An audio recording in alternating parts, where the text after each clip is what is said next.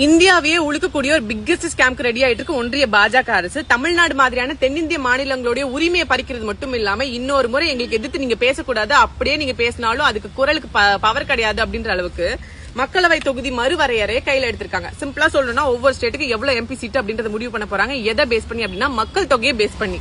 கொஞ்சம் வருஷங்களுக்கு முன்னாடி மக்கள் தொகை வந்து இந்தியா முழுக்க குறைங்கன்னு சொல்லி கேட்டு சவுத் இந்தியன் ஸ்டேட்ஸ் அது சரியா செஞ்சாங்க. முக்கியமா தமிழ்நாடு மாதிரியான மாநிலங்கள் அதை செஞ்சதுனால இன்னைக்கு நம்மளோட ஃபெர்டிலிட்டி ரேட் 1.8 தான். உத்தரப்பிரதேசம், பீகார் மாதிரியான மாநிலங்களுக்கு 2.3 இன்னைக்கு இருக்கு.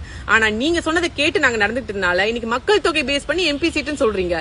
எம்பி சீட் ரெப்ரஸன்டேஷன் குறைஞ்சிடும், எங்களுக்கான மணி அலோகேஷன் இருந்து பவர் அலோகேஷன் எல்லாமே குறைஞ்சிடும். ஆல்ரெடி பணத்தையும் பவரையும் கையில வச்சுக்கிட்டு 4 கவர்மெண்ட் கையில வச்சுக்கிட்டு ஒட்டுமொத்த இந்தியாவே உங்ககிட்ட இருக்கிற மாதிரி பண்ணிட்டு இருக்க நீங்க பொலிட்டிக்கல் ரெப்ரஸன்டேஷன் மூலமா அதை நீங்க உங்க சைட்ல இன்க்ரீஸ் பண்ணிட்டா சவுத் இந்தியால உங்க கண்ணுக்கு தெரியுமா? வெறும் பால் கறக்கிற மாடு மாதிரி வெறும் டாக்ஸ்க்காக மட்டும் தான் எங்களை பயன்படுத்துவீங்க. மண் சார்ந்து, மக்கள் சார்ந்து, மரபு சார்ந்து, மாநிலம் சார்ந்த பிரச்சனை இது ஒன்றிய அரசுக்கும் மாநில அரசுக்குமான பிரச்சனை மட்டும் கிடையாது. கட்சி ஆட்சி சம்பந்தப்பட்ட பிரச்சனையே கிடையாது. ஆனா ஒவ்வொரு மக்களுடைய எதிர்காலத்தை ரெப்ரசென்ட் பண்ணக்கூடிய ஒரு பிரச்சனை.